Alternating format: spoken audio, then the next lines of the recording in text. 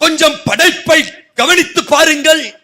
ஒரு மனிதன் படைப்பை உற்று நோக்கினதற்கு பின்னதாக தேவன் இல்லை என்று சொல்லவே முடியாது. தேவன் உண்டாக்கின இந்த பூமியை பாருங்கள், அந்தரத்திலே தொங்கிக் கொண்டிருக்கிறது. இந்த பூமி தானாகவே அந்தரத்திலே தொங்க முடியுமா? இந்த பூமிக்கு வெளிச்சம் கொடுக்கும்படியாக தேவன் உண்டாக்கின சூரியன் எவ்வளவு பெருசு தெரியுமா? பூமியை விட 13 லட்சம் மடங்கு பெரியது சூரியன். அவ்வளவு பெரிய சூரியனை தானாகவே உண்டாக இருக்கும் என்று சொன்னால் எப்படி நம்ப முடியும்? பூமியில இருந்து சூரியனும் சந்திரனும் சரியான தூரத்திலே வைக்கப்பட்டிருக்கிறது. இன்னும் கொஞ்சம் சூரியனும் சந்திரனும் பூமிக்கு அருகாமையிலே வந்தால் பூமி ஒன்றுமில்லாமல் பஸ்பமாகிவிடும். சூரியனும் சந்திரனும் அதுவே தானாக சரியான தூரத்திலே வைக்கப்பட்டிருக்கிறதா?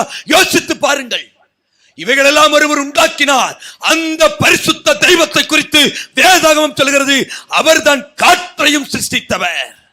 நாம் சுவாசிக்கிறோம் அல்லவா காற்று, அதையும் அவர்தான் உண்டாக்கினார். தேவன் மாத்திரம் தான் உண்டாக்கின அந்த காற்றை 2 நிமிடம் வாபஸ் வாங்கிவிட்டால் போதும், உலகத்தில் இருக்கிற அத்தனை மனிதனும் செத்து மடிய வேண்டியதுதான். இந்த மனிதனோ இதை புரிந்து கொள்ளாமல் தேவன் உண்டாக்கின காற்றை சுவாசித்துக் கொண்டு தேவன் சிருஷ்டித்த பூமியில நின்று கொண்டு தேவன் இல்லை என்று சொல்லுகிறான். இப்படிப்பட்ட மனிதர்களை வேதம்